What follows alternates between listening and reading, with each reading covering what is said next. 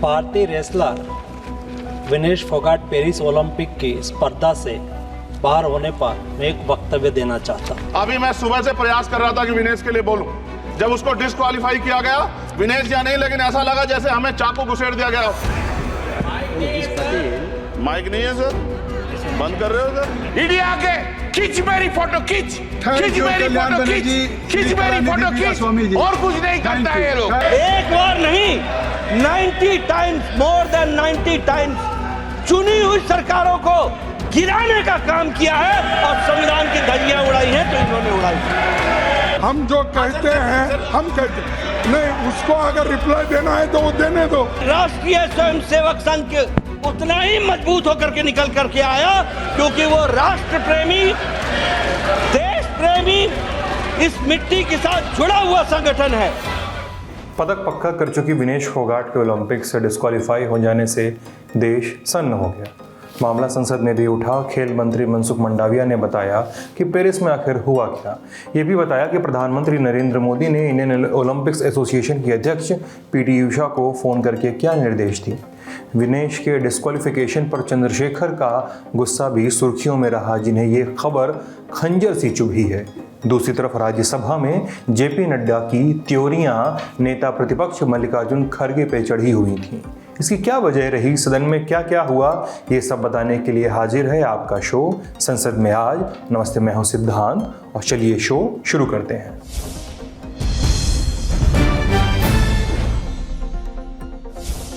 UP के नगीना से आज़ाद समाज पार्टी कांशीराम के सांसद एडवोकेट चंद्रशेखर ने सदन में बताया कि विनेश के डिस्क्वालीफाई होने का एहसास नश्तर से कम नहीं है। चंद्रशेखर का इस बात का पर गुस्सा भी फूटा कि डॉक्टर मनसुख मंडाविया ने तैयारी में खर्चे का हिसाब किताब सदन को दे दिया। वो बोले कि लौटा दिया जाएगा ये पैसा। साथ ही उन्होंने विनेश के सदन में सम्मान की मांग भी कर डाली। अभी मैं सुबह से प्रयास कर रहा था कि विनेश के लिए बोलूं। जब उसको डिस्क्वालीफाई किया गया, विनेश या नहीं, लेकिन ऐसा लगा जैसे हमें चाकू घुसेड़ दिया गया। मेरे आज भी याद है उस प्रोटेस्ट में मैंने रातें काटी हैं और 4-4 गोली खाई मैंने। ये देश की अस्मिता से जुड़ा मामला था, पर हमारी मांग ये थी कि सरकार स्टैंड क्लियर कर दे। तब भी सुनवाई नहीं की गई। जब मंत्री बोलने आए तो हमने उनसे कहा कि हमें कुछ इंफॉर्मेशन चाहिए, उस पर बात नहीं हुई। सवाल ये है सर, एक गोल्ड हमारे लिए आ रहा था और जब ये गोल्ड आता देश गौरवान्वित होता। और क्या व्यवस्था थी सर कि उसका वेट बढ़ गया, पता ही नहीं लगा सिस्टम के लोगों को। क्या बेवकूफी की गई है, ये सोचने का विषय है सर। ये बहुत महत्वपूर्ण देश की बेटी का मामला है। ये हरियाणा की बेटी नहीं है सर, वो एक जात की बेटी नहीं है, वो हमारी बहन है, देश की बेटी है।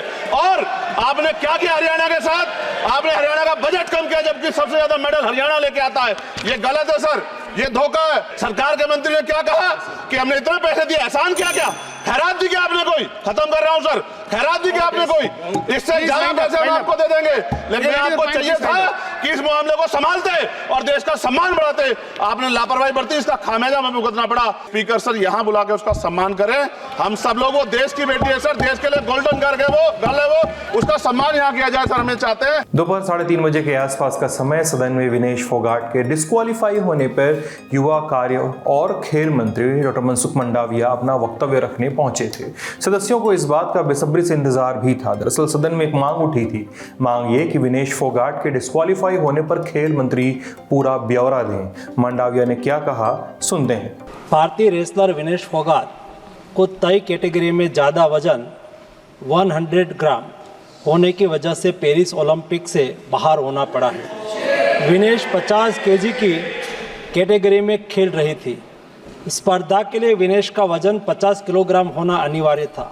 7 अगस्त 2024 को 50 किलोग्राम महिला कुश्ती के लिए वजन का निर्धारण 7:15 और 7:30 पेरिस समय के अनुसार रेपोचेज और फाइनल में भाग लेने वाले पहलवानों के लिए किया गया था। विनेश का वजन 50 किलो 100 ग्राम पाया गया, इसलिए वे स्पर्धा के लिए अयोग्य घोषित की गई। इस मामले को लेकर भारतीय ओलंपिक संघ ने अंतर्राष्ट्रीय कुश्ती संघ से कड़ा विरोध भी दर्ज किया है। नेशनल भारतीय ओलंपिक संघ की अध्यक्षा पीटी उषा भी अभी पेरिस में है।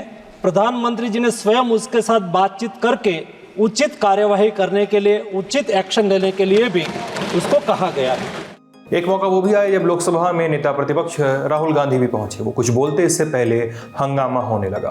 पीठासीन हंगामा कर रहे सदस्यों को समझाने की कोशिश करते रहे। नेता प्रतिपक्ष राहुल गांधी ने शून्यकाल में वायनाड में हुई तबाही के बाद के हालात बताए, साथ ही केंद्र सरकार से पर्याप्त मदद का भी आग्रह किया उन्होंने। I think a huge tragedy, sir, and it's a very concentrated tragedy located in one very specific area. So I would urge the union government to support a comprehensive rehabilitation package for Wayanad, including for building disaster resilient infrastructure and to help the affected communities. I would also like to urge the union government to enhance the compensation that people are getting. And finally, I would also like to urge the government to declare the Wayanad landslides as a national disaster. Lok Sabha की कार्यवाही सुबह 11 बजे प्रश्नकाल के साथ शुरू हुई थी।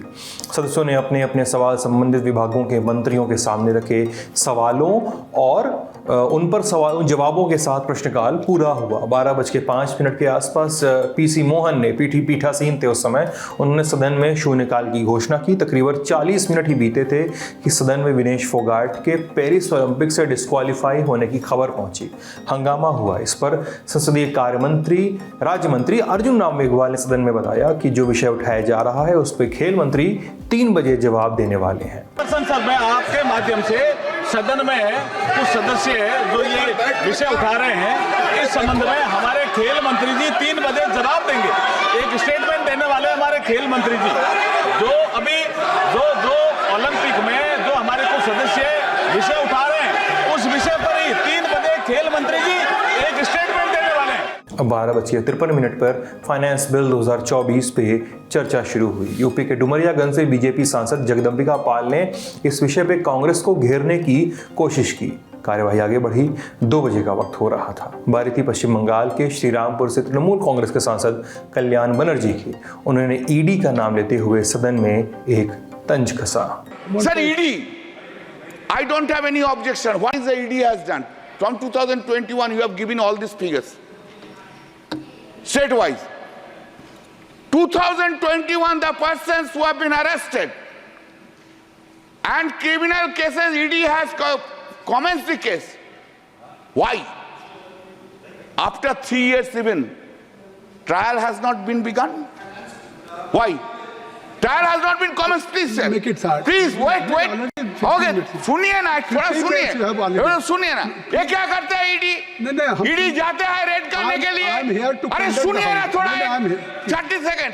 ईडी जाता है रेड करने के लिए, फोटोग्राफर को ले जाता है, फोटो खींचता है, अरेस्ट करता है, फोटो खींचता है, उसका बाद तो कुछ नहीं है। ईडी आके खींच मेरी फोटो, खींच मेरी फोटो खींच, और कुछ नहीं करता है ये लोग। अब बारी राज्यसभा की। सुबह 11 बजे सदन की कार्यवाही शुरू हुई। सभापति जगदीप धनखड़ ने सदस्यों से दस्तावेजों को सदन के पटल पर रखने को कहा। 15 मिनट बाद सदन में जगदीप धनखड़ ने शून्यकाल की घोषणा की। सदन में नेता प्रतिपक्ष मल्लिकार्जुन खड़गे ने एनसीईआरटी की किताबों से संविधान की प्रस्तावना हटाए जाने का आरोप लगाया। इस आरोप के बीच सदन में खूब हंगामा हुआ। ये जो एनसीईआरटी की टेक्स्ट बुक्स में संविधान के प्रियम्बल को हटाया गया है और टेक्स्ट बुक्स में संविधान का प्रियम्बल अब तक प्रिंट हुआ करता था। पहले प्रियम्बल हमारे संविधान की आत्मा है। ये हमारे संविधान और लोकतंत्र का फाउंडेशन प्रिंसिपल्स जैसे जस्टिस, लिबर्टी, इक्वालिटी, फ्रेटर्निटी और इनके वैल्यूज़ को दर्शाता है। ये इतना रहते हुए भी, और एक बार मैं ये भी बताना चाहता हूँ, जब कॉन्स्टिट्यूंट असेंबली में ये बात चली और भाषण भी हुआ, जब 25 नवंबर 1949 को ये कहा गया कॉन्स्टिट्यूंट असेंबली में, we must make our political democracy a social democracy as well. A political democracy cannot last unless there lies at the base of it social democracy. What does social democracy mean? It means a way of life which recognizes liberty, equality, and fraternity. as the principles of life. These principles of liberty, equality, and fraternity are not to be treated as the separate items in the Trinity. They form a union of Trinity in the sense that to avoid to diverge one from the other is to defeat the very purpose of democracy. आप सभी इस बात से सहमत होंगे कि हर नागरिक को और ख़ास तौर पर हमारी भावी पीढ़ी को स्वतंत्रता सेनानियां, संविधान निर्माताओं, लोकतंत्र संविधान और उसके फाउंडेशनल प्रिंसिपल्स एंड वैल्यूज़ के बारे में जानना ही चाहिए।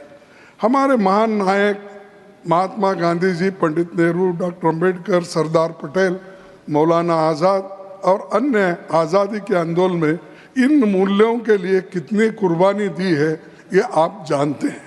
हंगामा तेज हुआ तो जगदीप धनखड़ ने सदस्यों को शांत रहने की अपील उनसे की।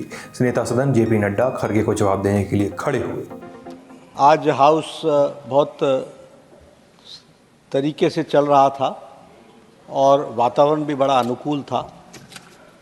विपक्ष के नेता ने एक मुद्दा उठाया जिसके कारण भावनाएं दोनों तरफ से भड़की और इस तरीके से विपक्ष के नेता ने जो विषय उठाया उसमें से एक ध्वनि प्रतिद्वंदित करने की कोशिश की गई कि शायद संविधान के प्रियम्बल और संविधान की मूल धाराओं से कुछ छेड़छाड़ होने की बात है।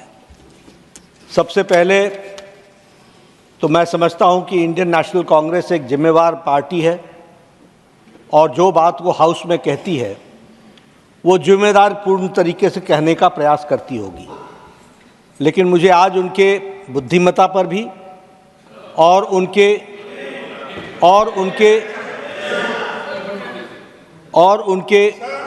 नियतन पर Wait for your turn. What? Ask them to sit down. No, पर you concluded. बहुत बड़ा प्रश्न चिन्ह खड़ा हुआ है। विपक्ष के नेता ने कहा कि ऐसा देखने में आया है, ऐसा सुनने में आया है, ऐसा पढ़ने में आया है। मुझे लगता है कि इस हाउस में कोई भी वक्तव्य देने के पहले इंडियन नेशनल कांग्रेस के विपक्ष के नेता को यह ध्यान में रखना चाहिए कि देखने में, सुनने में और पढ़ने में नहीं, किस सोर्स से आया है उस सोर्स को रखना चाहिए। और